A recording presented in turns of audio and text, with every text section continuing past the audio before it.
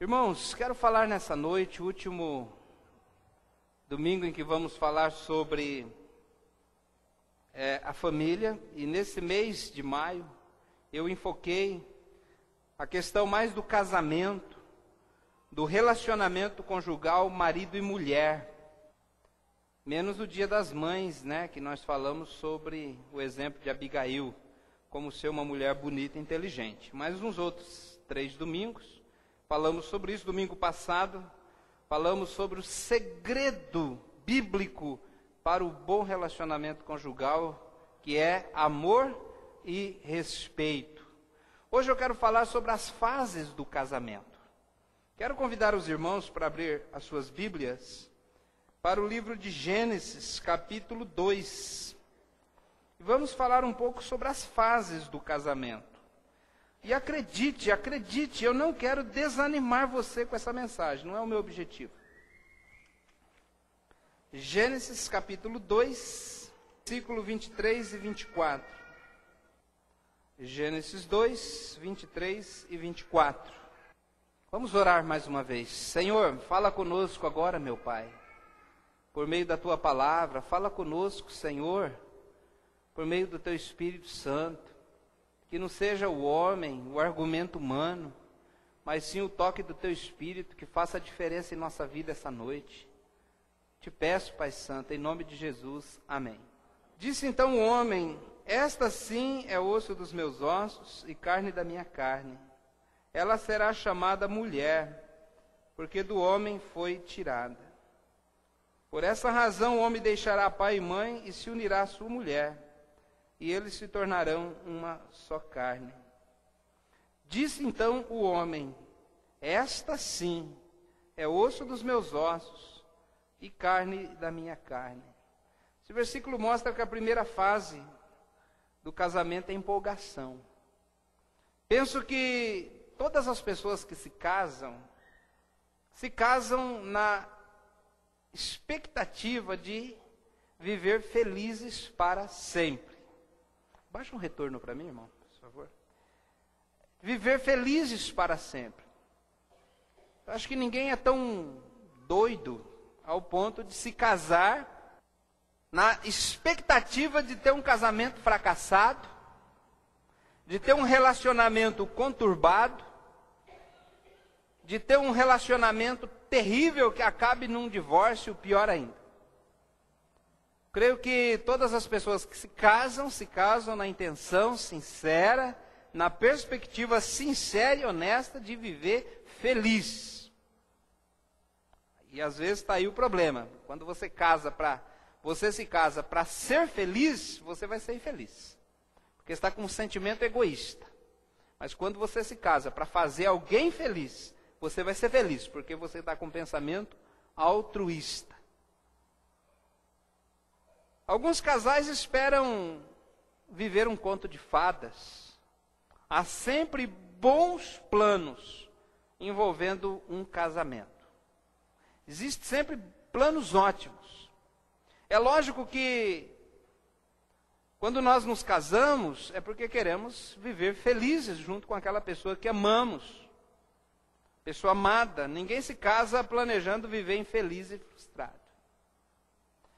Então, a primeira fase do casamento é a empolgação. Empolgado com aquela nova vida, com aquele novo relacionamento. Mas aí vem a segunda fase, que é a crise. Capítulo 3, versículo 12.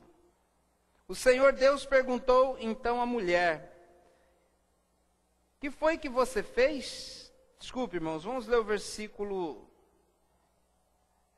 11. Deus perguntou: quem lhe disse que você estava nu? Você comeu do fruto da árvore da qual lhe proibi comer? Disse o homem: foi a mulher que me deste por companheira, que me deu do fruto da árvore e comi. O Senhor Deus perguntou então à mulher: que foi que você fez? Respondeu a mulher: a serpente me enganou e eu comi. Pronto. Estava instalada aqui a primeira crise matrimonial. Depois da empolgação de Adão, daquela declaração romântica, aquela declaração de amor para Eva. Esta sim é carne da minha carne, ossos dos meus ossos. Ele ficou empolgado, animado, quando Deus apresentou Eva para ele. Mas depois do pecado, depois deles caírem no pecado, veio então a crise. Deus perguntou para Adão: você desobedeceu a ordem? E ele prontamente jogou a culpa na mulher. Foi a mulher que o Senhor me deu. E Eva, que estava do lado dele, né, como mulher faz, cruzou os bracinhos, colocou o pezinho para frente assim, e deu aquela olhada de rabo de olho assim, né? Deixa depois eu te pego. Aí Adão, meio disfarçado, assim, meio sem olhar para Eva, falou: foi uma mulher que o Senhor me deu aí, ó. Então, começou a crise. Então, apesar dos planos, das expectativas positivas, no decorrer dos anos, nem tudo, ou talvez quase nada, sai exatamente do jeito que nós planejamos. As coisas não saem do jeito que a gente pensa. Dessa forma, alguns casais vivem frustrados com seu relacionamento conjugal, outros até terminam seus relacionamentos prematuramente, por meio do divórcio. Alguns anos atrás fiz aconselhamento com um casal, e eu perguntei quais são os seus planos, e eles me falaram, eu fiquei animado. Mas só que aquele casamento não durou nem um ano, porque ao cair na realidade, houve a primeira crise e eles não conseguiram superar. Foi um casamento bonito, tudo planejado, organizado, bem feito. Eu acho que foi o casamento mais bonito que eu já fiz até hoje. Numa das maiores igrejas batistas lá de São Paulo.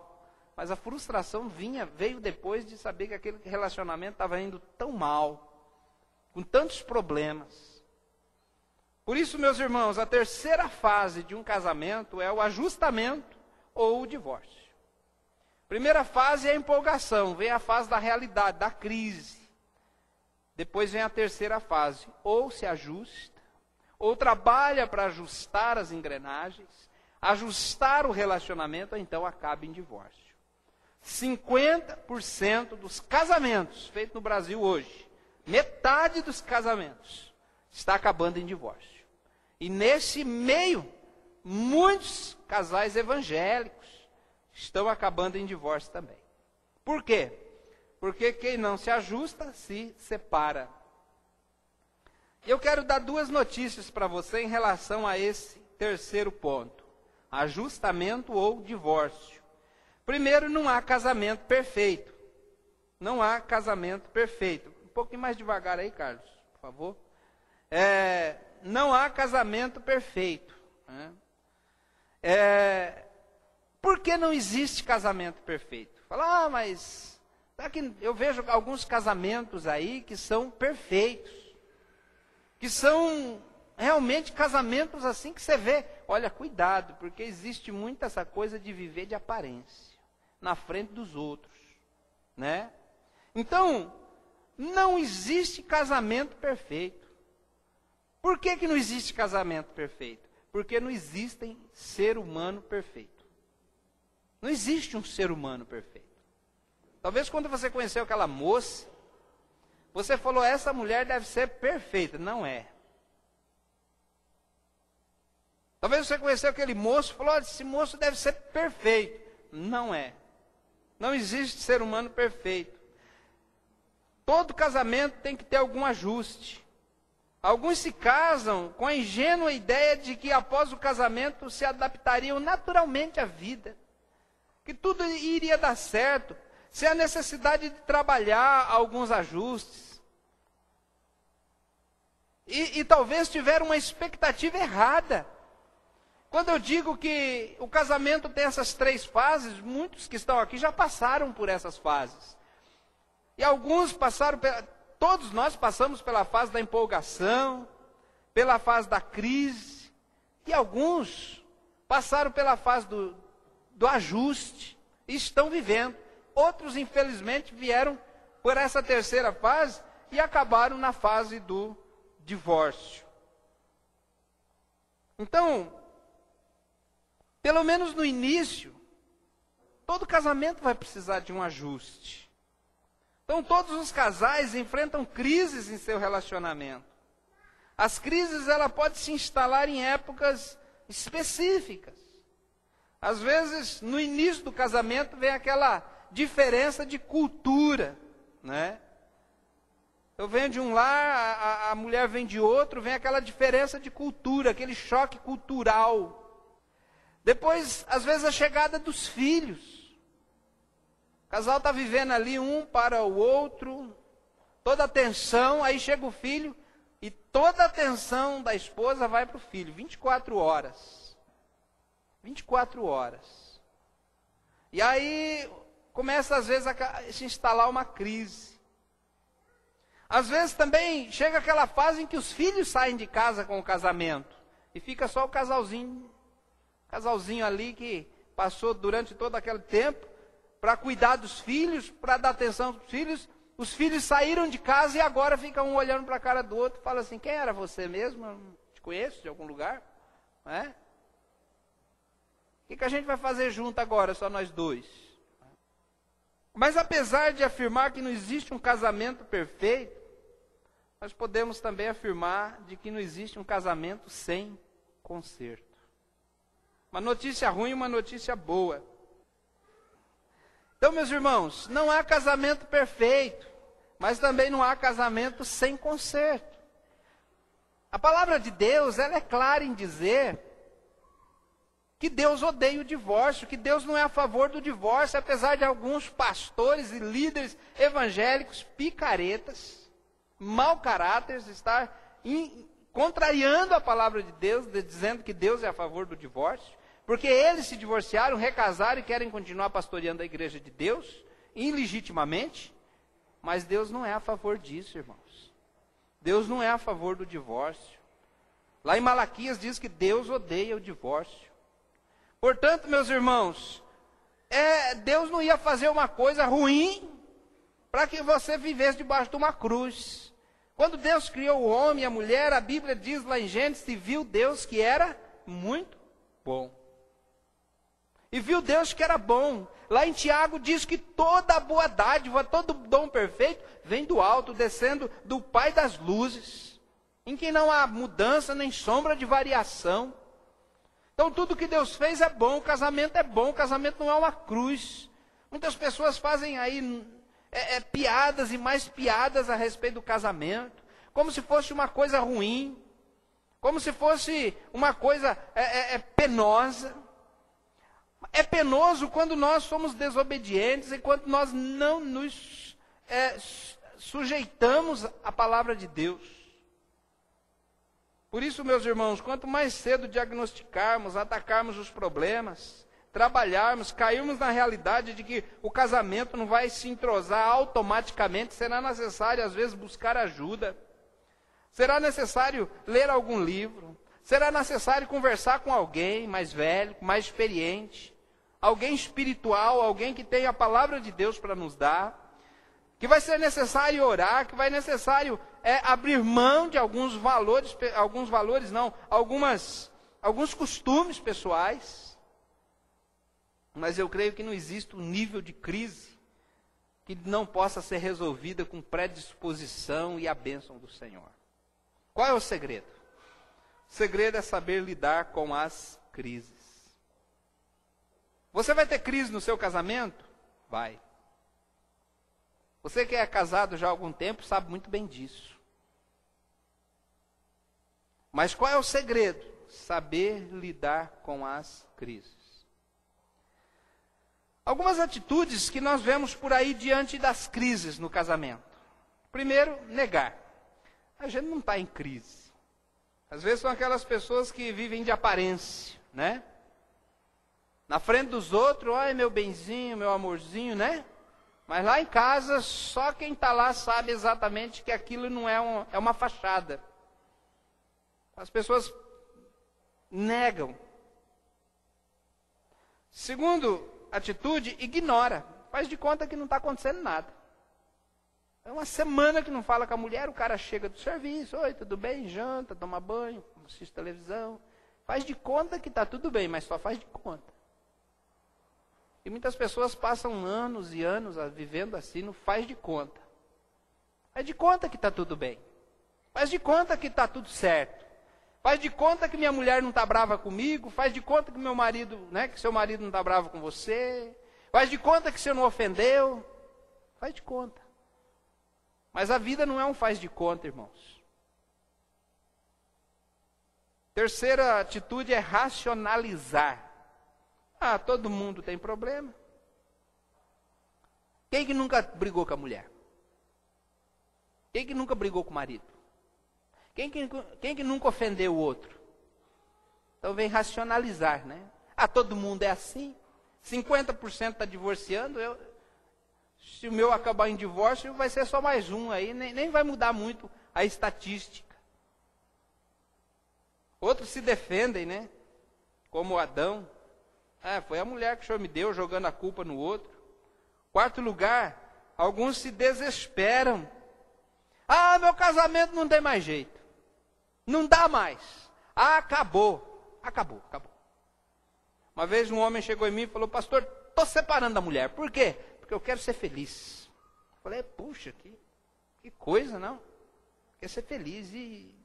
Mas não quer fazer ninguém feliz, não, né? Pode magoar a esposa, os filhos. Mas você quer ser feliz. Né? Outros entram em desespero. Não tem mais jeito. E tem alguns que tentam resolver as crises, a última atitude. Deus criou o casamento indissolúvel. A única solução é consertar o problema e continuar vivendo nesse relacionamento. Mas o casamento não é uma cruz para ser levada às duras penas.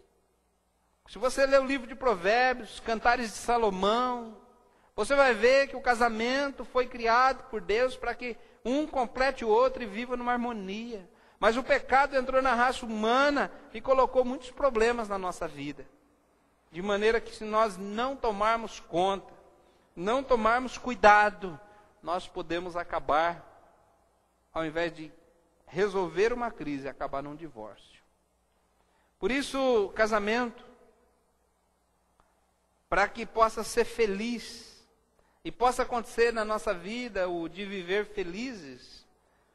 E quando às vezes o pastor pergunta, né, é tradição isso aí, não só nas igrejas, acho que em todas as igrejas cristãs e até nas que não são cristãs, de fazer aquele juramento. Né?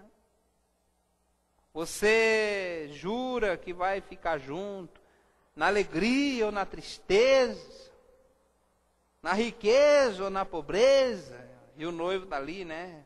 Louco para que aquela cerimônia acabe logo. Eu juro. Mas jura mesmo? Está prestando atenção no que está falando?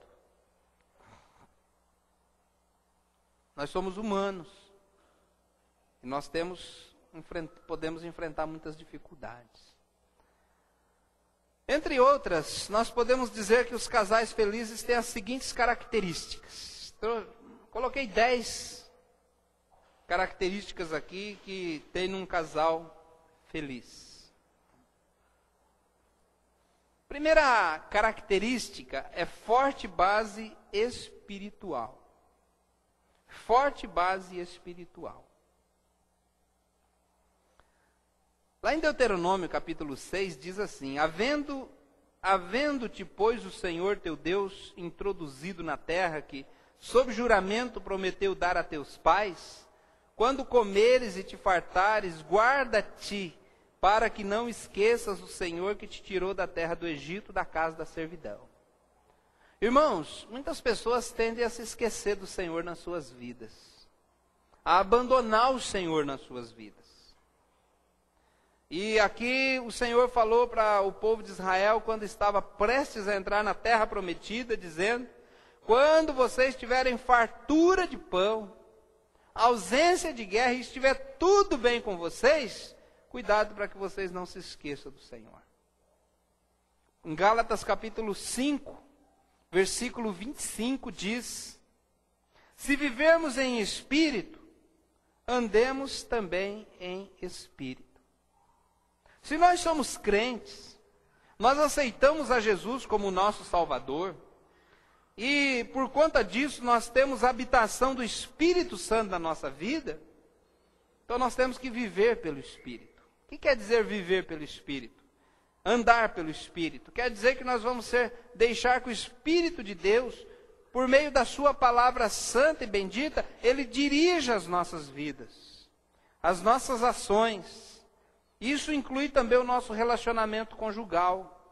Muitos casamentos acabam em crises e até divórcio, porque ao invés do fruto do Espírito, o que é manifestado no relacionamento são as obras da carne. As obras da carne são manifestas, as quais são ira, discórdia, malícia, maledicência, prostituição. Mas o fruto do Espírito é amor, alegria, paz, paciência, bondade, mansidão, domínio próprio, fé. Então, se nós não tivermos uma base forte espiritual, nós vamos manifestar a obra da carne, e aí não tem casamento que aguenta. Lá em Provérbios diz que é melhor você morar num ranchinho lá fora do que morar dentro de uma casa bonita com uma mulher rixosa e briguenta. E o mesmo vale para um homem também. Lá em Provérbios diz que a mulher rixosa é que nem um gotejar contínuo num dia de chuva. Você já ficou dormindo à noite com uma goteira, uma torneira pingando? Pim, pim. E tem gente que é assim, que nem uma torneira pingando, que não vai irritando tanto. Né? Por isso, meus irmãos, nós temos que ter uma base espiritual na nossa vida. Como você que é crente aqui, espera que o seu casamento vá bem se você não ora. Foi feita uma estatística recentemente numa revista, e foi feita uma pesquisa em milhares de crentes de diversas igrejas. E sabe quanto tempo descobriram que os crentes oram por dia? Em média de 30 segundos. 30 segundos. Os crentes oram por dia. Como que você quer que teu casamento vá bem orando 30 segundos por dia? Às vezes nem isso. Outros não têm o hábito da oração. Quando alguma coisa lhe contraria, ao invés dele falar, segura um pouquinho aí, eu vou ali no quarto, já volto. Mas não é para pegar o facão não, debaixo da cama. É para dobrar o joelho na beira da cama e falar assim, Senhor, estou aqui com raiva da minha esposa, com vontade de esganar ela.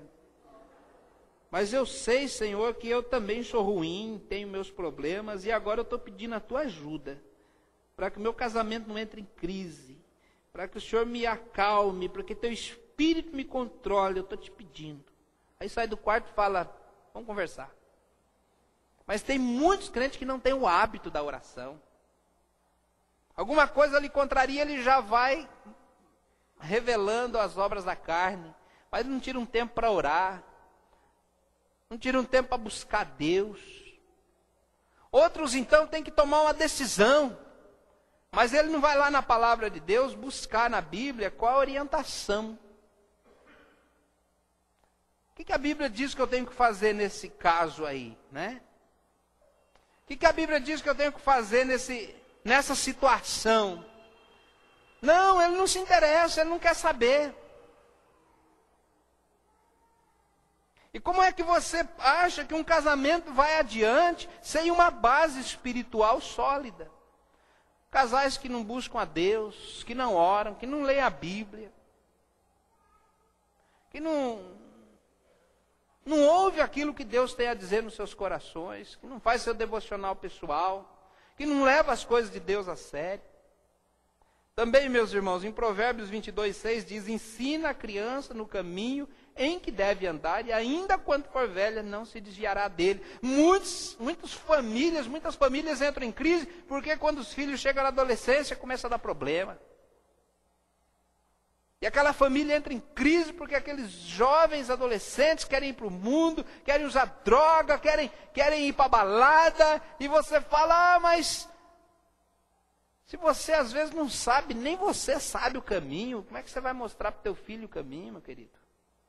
Você não busca Deus, não ora, não lê a Bíblia, falta aos cultos, não tem interesse pelas coisas espirituais, para ensinar teu filho o caminho que deve andar. Em Efésios capítulo 6, versículo 4 diz: e vós pais não provoqueis a ira a vossos filhos, mas criai-os na doutrina e admoestação do Senhor.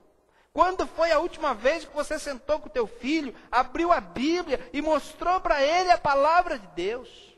Quando foi? Olha, espero que você não vai dizer: olha, pastor, faz tempo que eu nunca fiz isso aí, viu? Quando foi a última vez que você orou com ele, que você orientou ele na palavra de Deus? Leu a Bíblia para o teu filho? Então, a primeira coisa, irmãos, é uma forte base espiritual.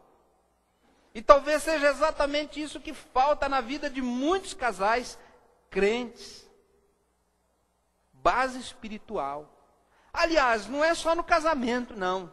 Abrindo um parênteses aqui, para dizer que se você não tem base espiritual no teu casamento, também não tem no teu dia a dia como crente. Por isso que às vezes não tem fôlego espiritual. Quando uma pessoa não tem fôlego, qualquer coisinha ele já esmurece, ele já cansa, não tem preparo físico. Algum tempo atrás eu ia trazer uns refrigerantes aqui para a igreja e para pôr lá no freezer, né? Era, acho que eu não lembro se era, 10 fardos de refrigerante. Eu comecei animado, né? Peguei 2 logo, subi aquelas escadas, coloquei no freezer lá. Voltei, peguei mais 2. Na terceira viagem eu falei: opa, esse negócio está ficando. Aí já levei só um. Foi o último, meus irmãos, estava com a língua de fora. Falei: acho que eu estou precisando um pouco mais de preparo físico, né?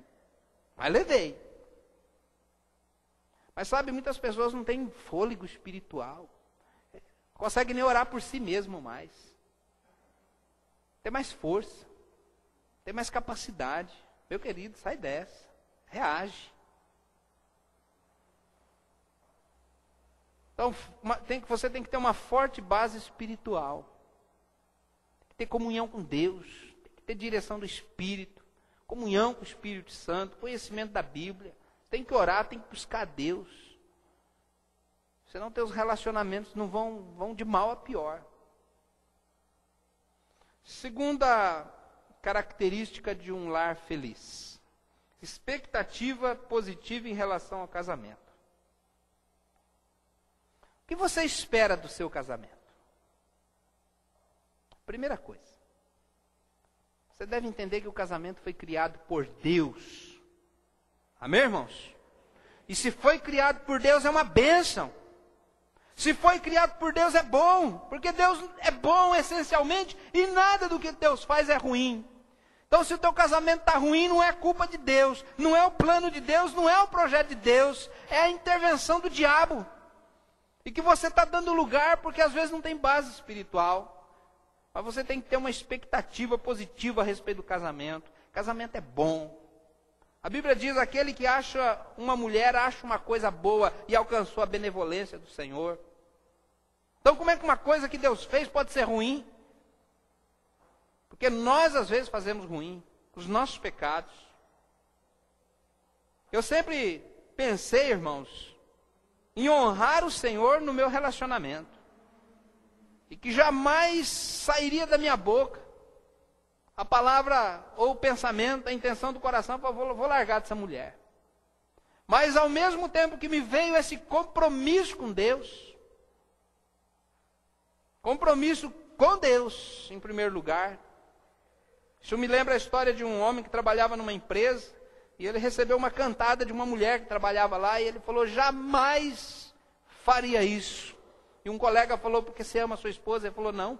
Ué, por que então? Falou: porque em primeiro lugar eu honro o meu Deus. Eu honro a meu Deus. Eu amo minha esposa, mas a primeira coisa que não me impede de fazer isso é porque eu amo e honro ao meu Deus. É o que José disse para aquela mulher lá de Potifar. Falou: cometeria eu tamanho pecado diante do meu Deus? Então, o temor ao Senhor é uma expectativa daquilo que Deus faz é bom. Tudo que Deus faz é bom. O casamento é bom. Os filhos, a Bíblia diz no Salmo 127, herança do Senhor são os filhos. O fruto do seu ventre é uma recompensa. Família é uma coisa boa. A igreja é uma coisa boa, mas tem gente que não gosta da igreja. O louvor, como o irmão aqui falou, é uma coisa boa, mas tem gente que não gosta do louvor. Tem gente que não gosta de nada. É revoltado com a vida. É de mal com ele mesmo. Mas se você abrir teus olhos, pedir para o Senhor tirar as escamas dos teus olhos, você vai ver que tudo que Deus cria é bom. É bom. Então tenha uma expectativa positiva em relação ao casamento. Mesmo que até hoje você às vezes tenha tido uma expectativa ruim, negativa. Tenha uma expectativa positiva e você vai começar a enxergar as coisas diferentes. Tinha um homem que ele pegou uma raiva da mulher, mas uma bronca da mulher. A mulher era rica e ele era pobre. E a mulher falou, vou largar de você e você vai ficar sem nada, quero te ver passar fome, seu miserável. E ele pegou uma raiva dela e ele falou para um amigo dele. Falou assim, eu quero largar dessa mulher. No dia que nós completar 10 anos de casado, eu vou largar dela, mas eu quero ver ela sofrer. Ela não vai me fazer sofrer, eu quero ver ela sofrer. Aí falou, me ajuda aí, o que eu faço para fazer essa mulher sofrer? Aí o cara falou assim, você quer fazer ela sofrer? Quero. Quanto tempo falta para completar os 10 anos de casado? Falta 100 dias. Ele falou, então faz o seguinte, eu vou dar uma ideia para vocês. Quer fazer ela sofrer, né? Quero. Seja o melhor marido do mundo nesses 100 dias. Quando você largar dela, ela vai sofrer. Ele falou, é mesmo. Boa ideia. E aí ele chegou e falou assim, ó, tudo que ela quiser você faz, se agrada, você seja romântico, você seja carinhoso, seja atencioso, leva ela para passear e agrada ela em tudo. Aí quando eu completar os 10 anos de casado, se largar dela, ela vai sofrer, porque ela estava tendo um marido tão bom. Aí o cara foi mesmo. Aí foi para casa, começou naquele dia mesmo, já levou um buquê de flor e tal, levou ela para passear, levou para a praia, levou para passear na casa da mãe, né? Na casa da sogra. E ele começou a fazer a comida que ela gostava, levou ela a fazer um jantarzinho romântico, comprou roupa para ela e fez tudo os gostos dela. Levou ela no cinema, e saíram para passear no shopping, para passear no parque, fez declaração de amor e tal, e o tempo foi passando. Aí passou um dia, ele recebeu um telefonema, era amigo dele, falou, e aí? Falou, aí o quê, cara? E aí? Chutou a mulher? Ele falou, o quê?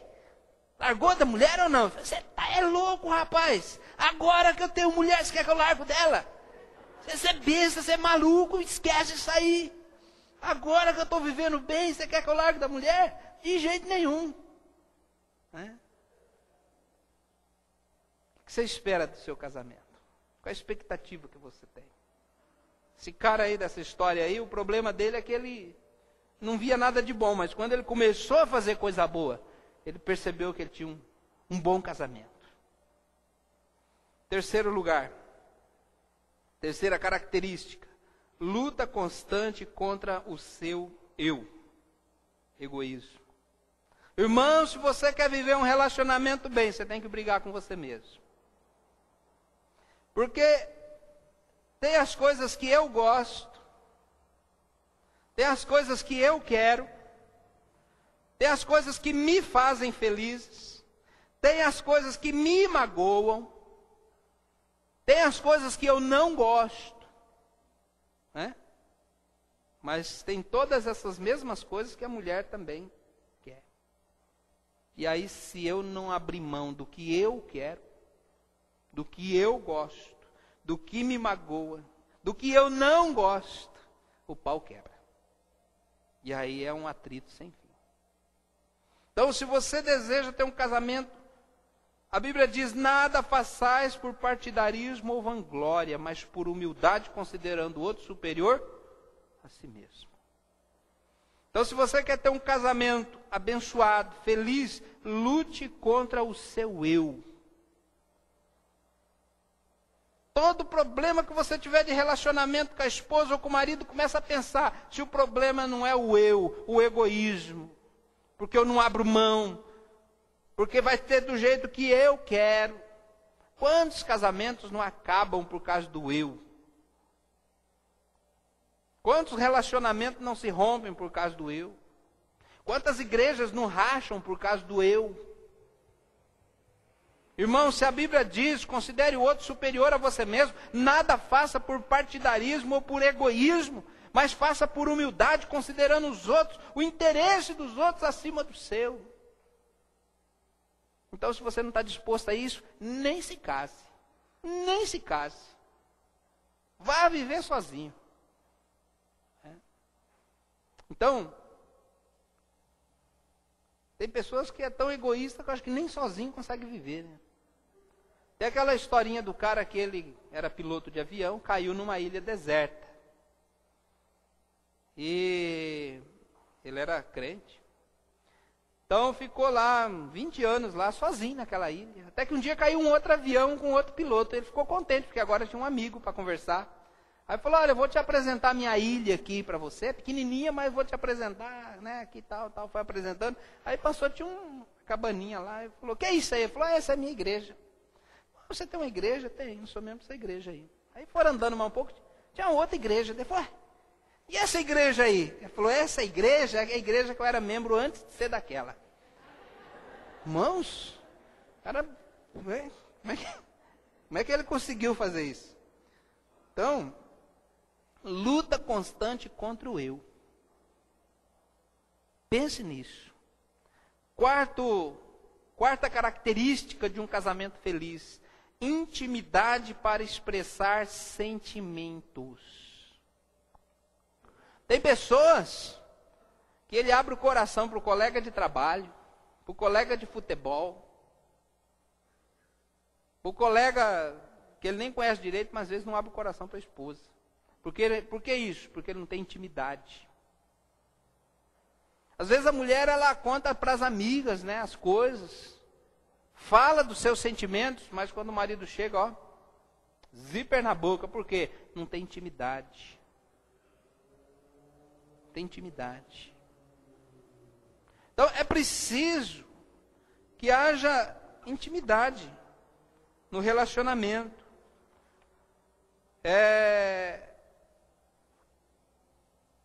Os casais são distantes, não são íntimos. Quando a gente fala de intimidade, a pessoa pensa em relacionamento sexual, mas intimidade não é só isso. Intimidade é quando você tem a capacidade de expressar os seus sentimentos e a pessoa receber esses sentimentos e poder lhe ajudar. Quinto lugar, quinta característica: capacidade para compreender e aceitar diferenças. Como eu já disse, antes de qualquer coisa, precisamos entender que o casamento é a união de dois seres humanos. E por isso, não pode ser um relacionamento perfeito. Além disso, o casamento é entre um homem e uma mulher. E aí aumenta as diferenças, né? Se ignorarmos essas diferenças, iremos achar que o nosso cônjuge é uma pessoa anormal. Anormal. Algumas diferenças. Os homens dizem que as mulheres são muito emotivas, falam demais, levam muita roupa na viagem, tem mania de limpeza, gasta tempo demais para se arrumar. As mulheres dizem que os homens são insensíveis, não ajudam no trabalho de casa, são relaxados, deixam a roupa espalhada pela casa, tem medo de perder o controle, não escuta quando ela está falando. Diferenças. Bom, parece que toda mulher é igual, todo homem é igual, né? Mas não é. E essas diferenças geram conflitos. Eu conheci um cara que ele brigou durante a lua de mel, porque ele comparou a primeira refeição que a esposa fez com a comida da mãe dele. Nunca mais acertou a situação. Estão brigando até hoje. A solução é se esforçar para ajustar-se à condição do outro. Lembrando que o casamento é um constante ajuste. A Bíblia diz que o homem deve deixar seu pai e a mãe, unir-se à sua esposa, e os dois serão uma só. Um dos grandes mitos do casamento. Presta atenção. Você já disse isso aqui, você já falou isso aqui. E alguns estão falando essa bobagem aqui. Um dos grandes mitos do casamento é: nós fomos feitos um para o outro. É mentira. Não foi. Você foi feito só para você mesmo. Mas para conviver com alguém, você vai ter que se ajeitar, se ajustar. Nós somos almas gêmeas. Deixa até a primeira briguinha. É aquela ideia, né, que as pessoas que não se encaixam diferente, não se encaixam bem, falam: porque eu não encontrei minha alma gêmea. Vai morrer de procurar e não vai achar. Porque toda panela tem sua tampa. Às vezes tem que dar umas amassadinhas na panela, umas ajeitadinhas na tampa, mas serve. Convenhamos, irmãos, é ridículo pensar que o sucesso de um relacionamento está em achar uma pessoa certa, uma alma gêmea, a cara metade. Isso é bobagem, irmãos. E aí, colocar a culpa de um relacionamento fracassado num mito. Aonde que está escrito esse negócio de alma gêmea? É bobagem, é a linguagem dos cantores românticos. Isso não existe. Isso não existe. Esse não é o caminho de um casamento feliz. Você tem que achar a tua alma gêmea. Isso é besteira. Não existe esse negócio. Todos nós somos diferentes. E todo ser humano tem seus defeitos, tem seus problemas. E por isso,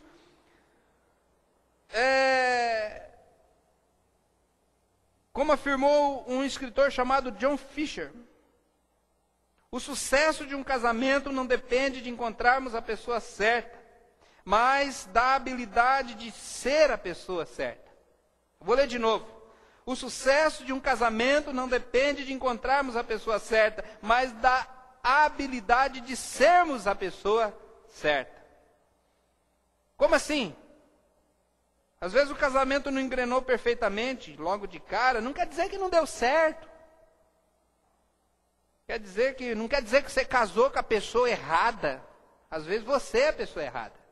Para qualquer outra pessoa do mundo. Parou para pensar nisso, não? Às vezes é você que tem que mudar de atitude. Às vezes tem uma base espiritual mais sólida. Abrir mão do egoísmo. Lutar contra o eu. Aprender a lidar com as diferenças individuais. A vida não é um conto de fadas. Talvez o príncipe Charles e a Lady Diana possam dizer que não existe realmente conto de fadas. Porque se existe um casamento conto de fadas, foi aquele. E como é que acabou? Com o marido traindo a esposa, a mulher morrendo num acidente, de uma forma miserável. Não é modelo de casamento para ninguém. Tenho certeza que as irmãzinhas aí que são mais daquela época, que viram aquele casamento pela televisão, ficam babando, né? Falam: se meu casamento fosse assim, né? Casei debaixo de uma cobertura de lona. Um bolinho feito em casa, um cachorro quente. Os padrinhos com uns palitozinhos velhos. Um pastorzinho feio. Queria ter um casamento que nem da Lady Di. Deixa de bobagem, olha como é que ela casou.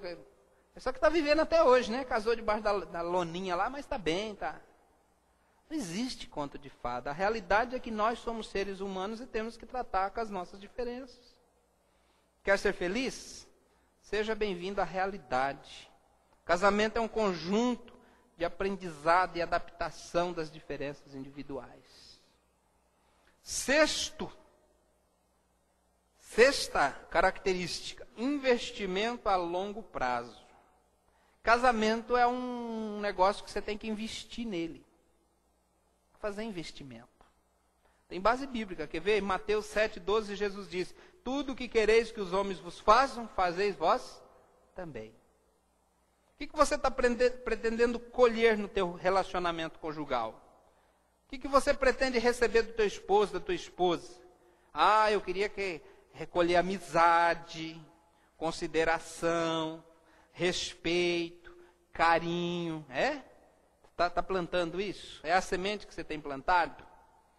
Estava assistindo um programa que não vale a pena assistir, negócio lá de namorado, isso faz muito tempo já. Negócio de namorado lá da televisão, né? E aí o apresentador ia conversar com as moças. Falou assim, qual é o perfil de homem que você espera para a tua vida? Tem que ser sincero, tem que ser carinhoso. Todas elas falavam a mesma coisa, né? Porque estava escrito ali. É assim que você quer, né? Eu quero uma pessoa honesta. Mas você vai ser carinhoso? Você vai ser isso? Ou você só quer para você, egoísta? Então, tudo que você quer que os homens vos façam, fazei vós primeiro. Antes de plantar, antes de colher, você tem que plantar. O apóstolo Paulo disse, o que semeia pouco, pouco também ceifará. O que semeia com abundância ceifará. É interessante que algumas pessoas querem colher sem plantar. Quer que o casamento seja uma bênção, que a esposa seja carinhosa, amorosa e atenciosa, mas ele não planta isso no relacionamento, e vice-versa. Então, meus irmãos, nós não podemos colher aquilo que nós não plantamos. Então, você tem que fazer alguns investimentos a longo prazo no seu casamento. Quanto mais cedo você começar a plantar, mais cedo você colhe. Invista tempo no seu casamento. Faça investimentos. 7ª característica. Disposição e paciência para dialogar.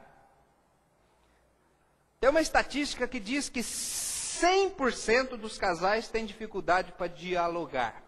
Olha, uma estatística agressiva essa, né? 100% é todos os casais. Agora, qual é a dificuldade aqui? Muitas vezes nós temos dificuldades para abrir o nosso coração, para falar. Então, não deixe nada por dizer, diga tudo. A Bíblia diz, seja o vosso falar sim, sim, e não, não. O que passar disso é obra maligna. Você acredita nisso ou não? Às vezes a mulher está meio estranha, o marido chega e fala, o que foi? Nada não. Está mentindo, né? Foi alguma coisa, mas ela não quer falar. Então, diga, converse. Não deixe acumular palavras ao longo do tempo, para depois desabafar no dia da briga. O cara está estufado, que nem um balão. Cheio de coisa que ele dá com vontade de falar. Aí no dia da briga ele fica nervoso, aí... Pá! Aí a mulher fala, puxa, é tanta coisa, ou o marido, né? Teve um casal que eles casaram e no dia do casamento o marido disse que deu um beijinho assim, bem no pé do pescoço da mulher, né? E ela falou nada. Aí 20 anos depois eles tiveram uma crise, estava diante de um conselheiro. E ele falou assim, o que você nunca disse para o teu marido? Ela falou, eu nunca disse para ele que eu não gosto que ele me beije no pescoço. O marido falou, puxa aí, faz 20 anos que eu faço, achando que você gostava. A mulher falou, pois é, não gosto. Está vendo o problema isso aí, irmãos? Então, pior do que acumular palavras ao longo do tempo e depois desabafá-la violentamente de uma vez só, é acumular e às vezes guardá-las para sempre. Isso vai fazendo mal, vai afastando, a pessoa vai se tornando fria, indiferente. Por quê? Porque não conversa. Não esqueça que o diálogo é uma via de mão dupla. Vai e sempre volta. Tem o momento de falar, o momento de ouvir. Se você não disser tudo ao outro, o casamento vai se ressentir. Às vezes as pessoas tomam a decisão de lavar a roupa suja com outra pessoa. Às vezes, outra pessoa da família, amigo, colega de trabalho, em vez de lavar a roupa suja em casa. Mas ao invés de ficar limpa, a roupa vai ficando cada vez mais suja. Independente da duração do casamento ou do número de anos que você já se conhece, nunca é tarde para você falar as coisas que nunca foram ditas. Fale aquilo que precisa ser falado. Fale do que você não gosta, do que você gosta. Seja aberto, seja transparente. Não oculte as coisas. Porque você não fala com as palavras, mas fala com as atitudes. Isso é um problema. E por fim, quando você for falar alguma coisa, olha, presta atenção, seja simples. Não fale por parábolas. Dando indiretas para ver se a pessoa entende. Tem muita gente que fala assim, né? Fala por parábolas. A pessoa, não queria falar não, mas principalmente as mulheres às vezes fazem isso. Dá aquelas indiretas, tal, o marido fica falando, mas será que essa mulher está falando, né? Então seja direto, simples, porém seja educado, meigo, ao falar, né? Não é aquele negócio de chegar assim, o cara põe o pé dentro de casa, a mulher fala, senta aí que eu quero conversar com você. Aí o cara fala, ixi, agora estou perdido. Não, para que isso, gente? Para que esse tipo de atitude, né? Não, na cinturinha, né? Vamos conversar. Agora o negócio está sério. Momento certo ali, descontraído. Fala, preciso conversar um negocinho com você. Coisinha simples, mas está me incomodando. Eu vou falar aqui, você fala também, mas numa boa. E o casal vai aprendendo a ter esse diálogo. E vai se dando bem. Vai se dando bem. Número 8. Está quase acabando. Você já começou a ficar desconfiada aí dessa lista, né ou não? Onde vai acabar essa lista aí? Já prestou atenção ou não? Então, número 8. Atenção às necessidades do cônjuge. Como eu já disse, eu vou ser bem breve aqui, porque domingo passado eu preguei tudo isso aqui, né? Ele precisa de respeito e ela precisa de amor. Mas muitas vezes nós não prestamos atenção nos detalhes. Quando eu preguei isso também sobre a vida de Abigail, lembra que eu falei que Abigail era uma mulher atenta, sabia o que estava acontecendo à sua volta. Os sinais, né? Então preste atenção às necessidades do seu cônjuge, para que você possa supri-las. As necessidades do seu cônjuge, meu querido, minha querida, é você que tem que suprir. Preste atenção. Nono lugar. Nona característica de um casal feliz. Desejo sincero de fazer seu cônjuge feliz. Desejo honesto, sincero de fazê-lo feliz. Se você casou para ser feliz, você está perdido. Porque você casou com motivo errado, motivo egoísta. Agora, se você casou para fazer teu esposo ou teu esposo feliz, e esse desejo sincero de fazer essa pessoa feliz e realizada, você vai conseguir. Faça um checklist, né? Aquela lista de checagem, tem isso aí. Eu tenho um checklist bem guardado, né? Enquanto eu dou uma olhadinha lá, né, para dar aquela ticada assim, falar assim, eu acho que isso aqui já foi, né? Esse aqui está faltando. Coloque lá as datas importantes. Talvez para o homem, negócio de aniversário, data de casamento, para a mulher é importante isso. E ela fica magoada quando o marido não lembra. Ela pode até falar, não, tudo bem, mas não está tudo bem. Ela não gosta disso. Não precisa também do mundo acabar, né? Se o cara esquecer, mas... Então, preste atenção nas coisas que irritam, magoam o seu cônjuge. Não faça isso. E por fim, irmãos, 10ª característica. Estar sempre juntos. Aliançados.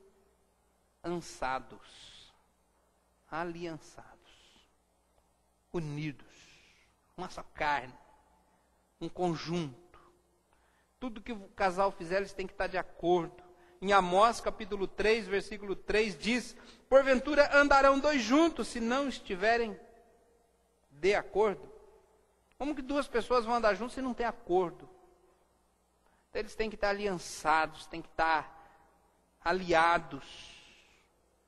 Tem uma ilustração aqui, não sei se é uma boa ilustração, mas é coisa bem antiga. Tinha no meu livro de português quando era criança. Alguém atrelou 2 cavalos, né? numa corda. Aí eles estavam caminhando ali e tinha 2 moitas de capim. E aí eles começaram a brigar, porque esse queria comer essa moita, o outro queria comer a outra, e a corda não dava o tamanho. Como eles eram cavalo, não eram jumentos, falou assim, vamos junto comer essa aqui primeiro, depois a gente vai comer a outra junto? Foi mesmo, boa ideia. Aí fizeram, conseguiram resolver o problema. Porque trabalharam unidos. Quantos casais, eles não vivem como se fossem rivais? Rivais. Vê quem fala mais alto, quem tem mais argumento, quem esculacha mais o outro, né? Quem perde a discussão. Isso não é casamento. Isso é uma loucura. Casamento tem que ser aliançado. A pessoa tem que estar junto, trabalhando em equipe. E o resultado disso tudo, a conclusão está aí, ó. É um acróstico. Felicidade. Felicidade. Se você entender esses 3 pontos que eu falei primeiro: empolgação, crise e ajustamento ou divórcio. Agora, se você optar por ajustar-se, e você tiver uma forte base espiritual, expectativa positiva em relação ao teu casamento, uma luta constante contra o eu, intimidade para expressar sentimentos, capacidade para aceitar diferenças, investimentos a longo prazo, disposição e paciência para dialogar, atenção às necessidades do cônjuge, desejo sincero de fazer seu cônjuge feliz, estar sempre juntos, aliados, aliançados. O resultado vai ser um casamento que vai ter felicidade. Vamos orar. Não deixe que essa mensagem fique só na conversa. Fale com o Senhor agora. Faça um compromisso de mudar algumas atitudes na sua vida que têm prejudicado de uma forma ou de outra seu relacionamento conjugal. Fale com o Senhor, para que essas verdades permeiem o teu coração, que esse texto que nós estamos decorando aí, começamos a decorar hoje, que os teus pensamentos, os teus argumentos, possam ser levados cativos à obediência da verdade de Cristo. Abra teu coração. Permita que o Espírito Santo te quebrante. Que Ele faça uma obra na tua vida.